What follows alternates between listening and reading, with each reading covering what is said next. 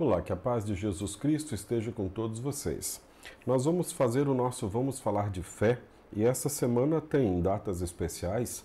Nesta quinta-feira é quinta-feira da Ascensão de Jesus Cristo e alguns lugares teriam culto por causa desta pandemia, certamente não terão, mas nós não vamos falar texto por texto, nós vamos ler os 4 textos e conversar um pouquinho sobre a ascensão de Jesus. Jesus, depois de ter morrido por nós, ressuscitado, caminhou ainda por 40 dias sobre essa terra até que subiu aos céus e de lá voltará para julgar vivos e mortos. Você é nosso convidado para estar aqui meditando na palavra de Deus. Também é convidado para compartilhar esse vídeo com mais pessoas. Se quer conversar, escreva aí nos comentários e vamos conversando sobre a palavra de Deus. Vamos então direto para as leituras dos textos bíblicos. O primeiro texto bíblico que a gente tem, eu estou aqui com a Bíblia na linguagem de hoje, você pode ver aqui por cima, Bíblia na linguagem de hoje, desse aplicativo My Bible, que você pode olhar o link aí, copiar, mas é aquele que eu sempre indico para vocês. Então, o salmo para quinta-feira de Ascensão, é sempre numa quinta-feira a Ascensão, porque é 40 dias depois da Páscoa, que é um domingo. Então, é o Salmo 47, que é uma canção do grupo de Corá, ou seja, não foi escrito este salmo pelo rei Davi, é um dos salmos que não é escrito por ele, e aí já é um salmo de bastante louvor, que é próprio deste período de ascensão. Batam palmas de alegria todos os povos, cantem louvores a Deus em voz alta, pois o Senhor, o Altíssimo, deve ser temido, ele é o grande rei que governa o mundo inteiro. Deus nos fez vencer os outros povos, ele nos fez governar as nações. Ele escolheu para nós a terra onde vivemos, terra que é o orgulho do seu povo, a quem ele ama. Deus vai subindo para o seu trono enquanto ele sobe a gritos de alegria e sons de trombeta.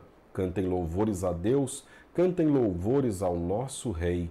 Louvem a Deus com canções, pois ele é o Rei do mundo inteiro. Deus está sentado no seu santo trono, ele reina sobre as nações. Os que governam os povos se reúnem com o povo do Deus de Abraão, pois todo o poder neste mundo pertence a Deus. Ele domina tudo. Essa questão do poder e que pertence a Deus, isso é recorrente também na Sagrada Escritura, e nós, como cristãos, sabemos que todo o poder de fato vem de Deus. O Salmo 147, aliás, o Salmo 47, nessa Bíblia da Reforma, traz o seguinte texto. Ele tem o símbolozinho da Trindade, porque a Trindade se expressa nesse Salmo de número 47, e aí diz assim: Salmo de louvor sobre a realeza do Senhor e o reino universal do Deus de Abraão, versículo 9. O salmista se dirige a ninguém menos que todos os povos, insistindo que todos devem louvar ao Senhor por causa daquilo que ele tem feito a Israel. Lutero disse: o Salmo 47 é uma profecia de Cristo, de que ele se levantará e se tornará rei sobre todo o mundo, sem uma batalha, simplesmente através de brados, cânticos e ressoar de trombetas, isto é, através da alegre pregação do Evangelho, assim como as muralhas de Jericó caíram por toques de trombeta e brados sem quaisquer armas. O Salmo indica uma procissão litúrgica, subiu ao monte do templo. Talvez a sua igreja não seja acostumada a fazer procissões, na verdade, acredito que a igreja que faça a procissão que a gente conhece no Brasil é a Igreja Católica, e mesmo a Igreja Católica tem feito cada vez menos procissões. Não sei se porque é complicado reunir o povo, ou o povo está ficando muito relaxado, não quer mais caminhar, todo lugar quer ir de carro, talvez a gente vai ter que fazer carreata em vez de procissões. Mas enfim, entre os evangélicos a gente tem aquele dia do evangélico que tem muita gente no trio elétrico assistindo shows, mas é também uma espécie de procissão para um evento religioso. E aqui se prevê uma procissão, ou subir ao monte para louvar a Deus. E possivelmente era usado no culto do templo durante uma festa importante, este Salmo 47, tal como a festa dos tabernáculos, das semanas ou das cabanas, que incluíam também o som ou o toque de trombetas. Esse é o Salmo para este dia de Pentecostes. E o livro de Atos dos Apóstolos é o próximo. Eu já deixei tudo escolhido aqui, aí a gente tem mais fácil cada coisa no seu devido lugar aqui. Atos 1, 1 a 11, que é o texto específico sobre a ascensão de Jesus. Prezado Teófilo, aqui é uma discussão teológica, se esse Teófilo é uma pessoa, se esse Teófilo são todas as pessoas, se esse Teófilo se refere a alguém para quem Lucas escreveu esse livro. O livro de Atos dos Apóstolos é escrito por Lucas, do evangelista Lucas, e Teófilo é basicamente aquele que é amado por Deus, é uma palavra grega que reúne duas outras, teós e filéu, que é amado por Deus, numa tradução bem simples, mas enfim, é para mim, é para você, é para todos os cristãos também, porque é a palavra de Deus. No primeiro livro que escrevi, contei tudo que Jesus fez e ensinou, desde o começo do seu trabalho até o dia em que ele foi levado para o céu. Antes de ir para o céu, ele deu ordens pelo poder do Espírito Santo aos homens que ele havia escolhido como apóstolos. Note aqui que Lucas está falando dos apóstolos. Apóstolos são aqueles 12 que depois viraram 11, que depois escolheram mais um, viraram 12, e que depois Jesus Cristo voltou e chamou mais um, então virou 13 apóstolos. Depois da sua morte. Mas aqui ele está falando antes do apóstolo Paulo ter entrado no grupo dos apóstolos. Mas ele era um apóstolo. Depois da sua morte, Jesus apareceu a eles de muitas maneiras durante 40 dias, os 40 dias desde a Páscoa, provando sem deixar dúvida nenhuma que estava vivo. Os apóstolos viram Jesus e ele conversava com eles a respeito do reino de Deus. Um dia, quando estava com os apóstolos, Jesus deu esta ordem: fiquem em Jerusalém e esperem até que o Pai lhes dê o que prometeu. Conforme eu disse a vocês, pois de fato João batizou com água, mas daqui a poucos dias vocês serão batizados com o Espírito Santo. Aí vem o texto específico da ascensão. Certa vez os apóstolos estavam reunidos com Jesus, então lhe perguntaram: é agora que o Senhor vai devolver o reino para o povo de Israel? Note que os discípulos, os apóstolos, eles ainda não tinham entendido. Jesus já tinha ressuscitado, já tinha dado provas mais do que suficientes de sua divindade, de ser o Messias, mas eles ainda entendiam Jesus como um Messias terreno, que vinha para tomar de volta o terreno de Israel, o reino terrestre de Israel. Jesus respondeu: não cabe a vocês saber a ocasião ou o dia em que o Pai marcou com a sua própria autoridade. Porém, quando o Espírito Santo descer sobre vocês, vocês receberão poder e serão minhas testemunhas em Jerusalém, em toda a Judéia e Samaria e até os lugares mais distantes da terra. E essa palavra de Deus chegou até nós. Vocês serão testemunhas. Se um cristão não testemunha do amor de seu Salvador, não está cumprindo com essa tarefa básica e principal do cristianismo: falar do amor de Jesus a todas as outras pessoas. Não é para falar que Deus castiga, não é para falar que se você não vir para a minha igreja, você vai para o inferno. Não precisa disso. Nós precisamos anunciar um Deus amoroso, um Deus perdoador, que vai chegar às pessoas que talvez estão desanimadas, perdidas nos seus pecados, precisando de amor e misericórdia. Claro, é para fazer a vontade de Deus? É, mas nós somos embaixadores do amor de Cristo a todas as pessoas. Me espanta que a maioria de nós cristãos, de todas as denominações cristãs, parece que nos acostumamos a começar o nosso testemunho falando da vida errada das pessoas. Quando não está na pessoa a salvação está em Cristo. que pode perdoar qualquer vida, inclusive a errada da pessoa. Ele vem e ele perdoa o arrependido. Depois de ter dito isso, Jesus foi levado para o céu diante deles. Então uma nuvem o cobriu e eles não puderam vê-lo mais.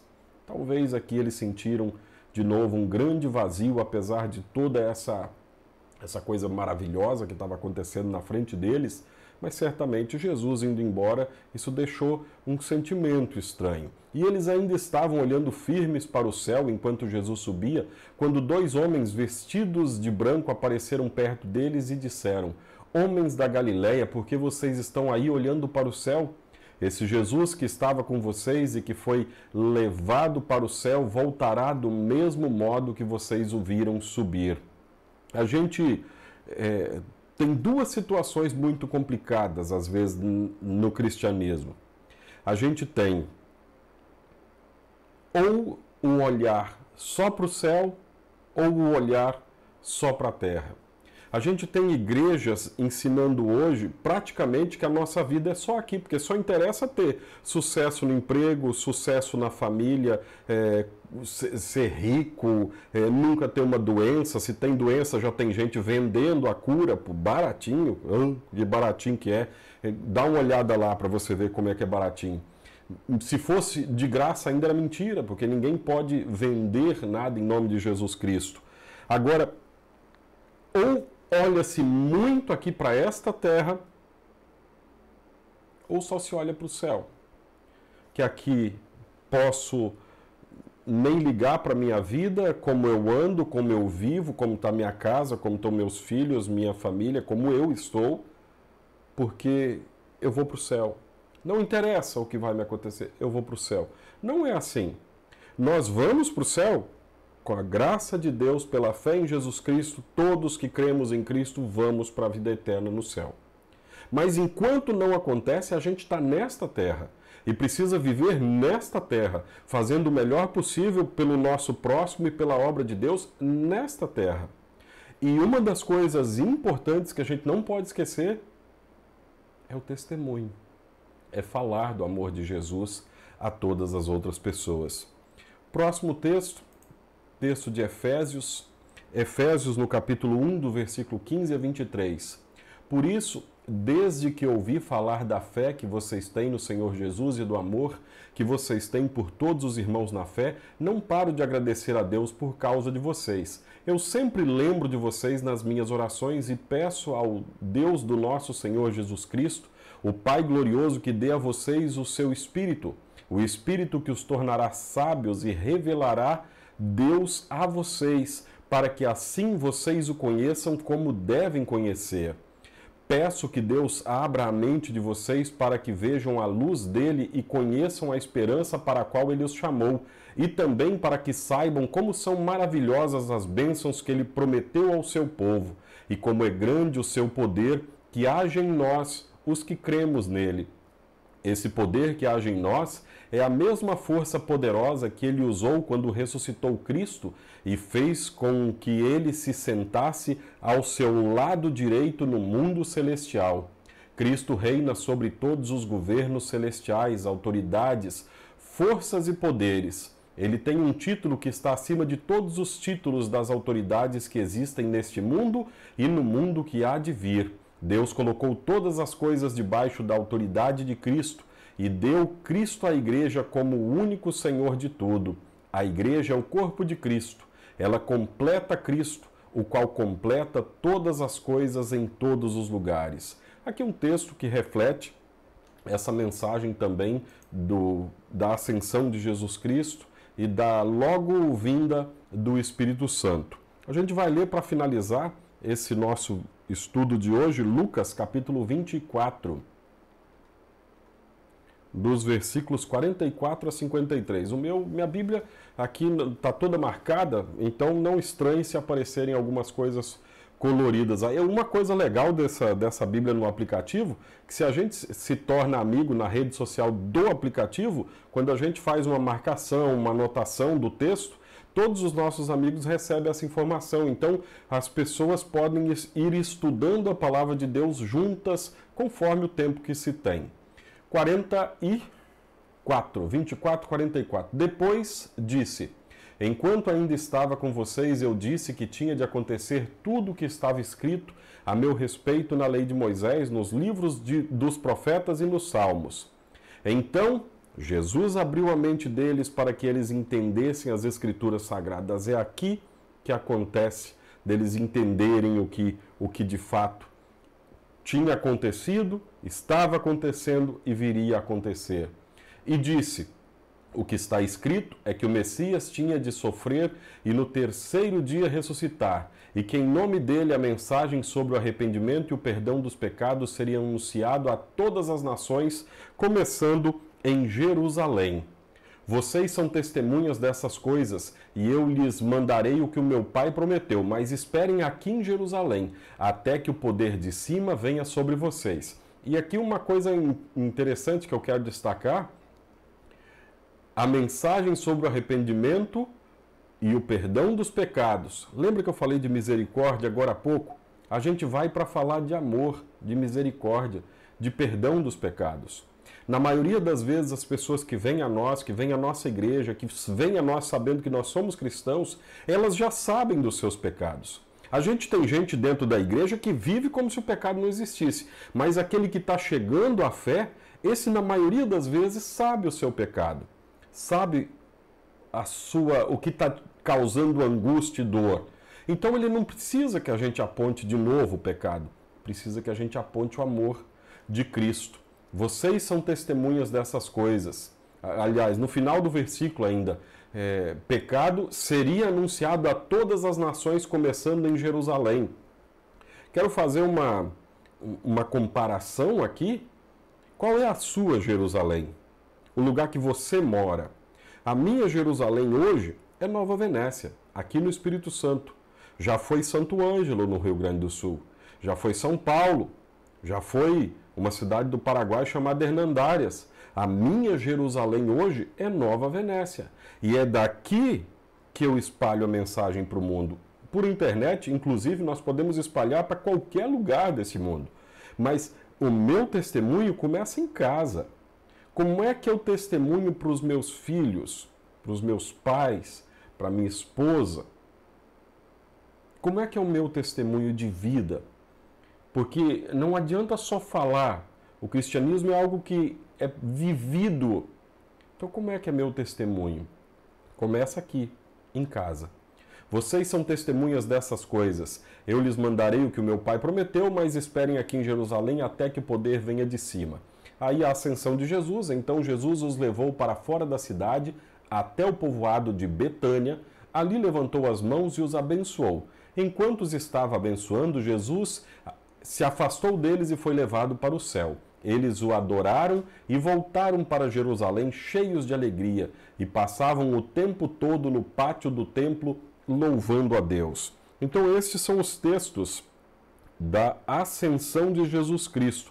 E o próximo final de semana é o 7º final de semana depois da Páscoa, o 7º final de semana de Páscoa, e no final de semana seguinte a gente tem o domingo de Pentecostes. Então, 50 dias depois da Páscoa, a gente tem o Pentecostes ou a descida do Espírito Santo.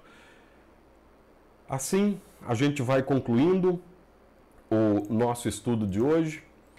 A gente vai sempre levando a palavra de Deus da melhor maneira possível, também da forma mais simples quanto possível. Talvez não está tão bem se você quisesse mais textos em grego, hebraico, essas coisas todas. A gente uma hora dessa pode até ir por esse lado também. Mas eu acho melhor a gente ficar aqui no basicão mesmo, e a partir daqui a gente vai crescendo, a gente vai aprendendo.